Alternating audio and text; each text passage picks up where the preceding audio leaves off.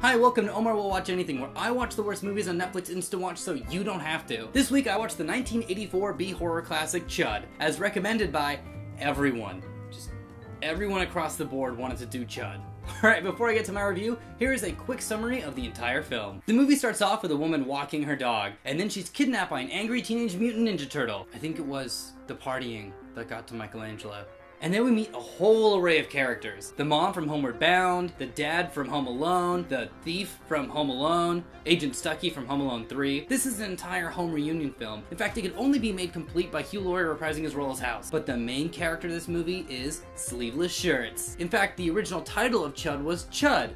Sleeves. Each of these characters in their own way become aware of strange things happening underground in New York. The city's homeless population is under attack by a strange paranormal force. So our characters investigate by going into the sewers, where they find our culprit, the C.H.U.D, who are like E.T. with glowy eyes and freaky teeth. What's funny though is that they actually look less scary than the E.T. in Star Wars. Now, as our characters are discovering the C.H.U.D, they're being followed by Michael Bay's mannequin, which leads them to realize that the C.H.U.D were actually created by the powers that be. That's right, everyone who runs New York had something to do with the creation of the C.H.U.D. And Police Officer Bosch is pissed because his wife was the one in the beginning who got taken in by the Teenage Mutant Ninja Turtle. So he goes on an all-out war with the people responsible, like the police chief, and other people. Meanwhile, the mom from Homeward Bound has to fight off one of the C.H.U.D, Buffy style. There's the episode where Buffy's working in a fast food joint, and the same thing happens. Then she goes and saves the rest of the Home Alone cast, and together they fight the main bad guy. And Bosch is like, "You killed my wife," but then Bosch gets shot. So then Home Alone dad grabs the gun and goes pfft, shoots the bad guy right through a window. The van explodes, and then Bosch, laying on the ground dying, goes, "Good shot." And then just to make sure everyone hears it, one more time, "Good shot," and then dies. And that's the end.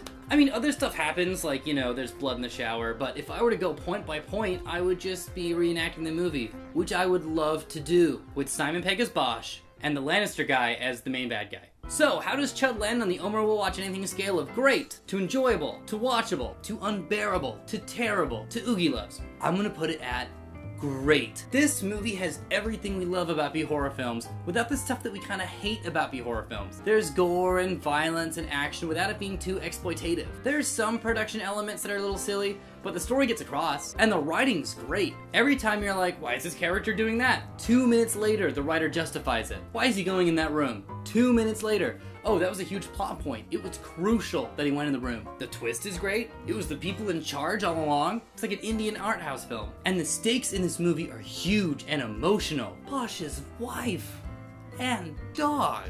I think there were actually some scary moments in this movie. The camera stuff was cool. That was totally like pre-Cloverfield. And the cast owns this film. This is like the Avengers cast of 1990s actors in a 1980s movie. To give you an idea of how good this cast is, there's a bit cop part that's played by John Goodman. Yeah, Fred Flintstone himself. And in the second film, Fred was played by Robert Baratheon.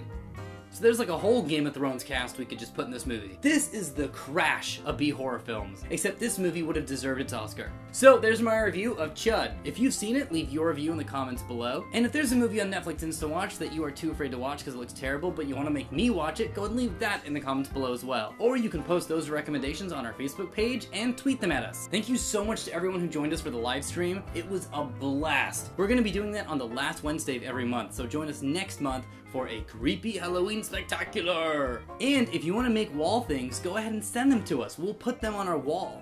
Your stuff could be here. Don't forget to like this video, subscribe to our channel for more geeky stuff, and share this video with the rest of the C.H.U.Ds in the world. Sounds like a racial slur. Alright, I'm gonna go climb in some manholes. I'll see you later. Bye. Hi, I'm Mia, and I haven't seen shit live.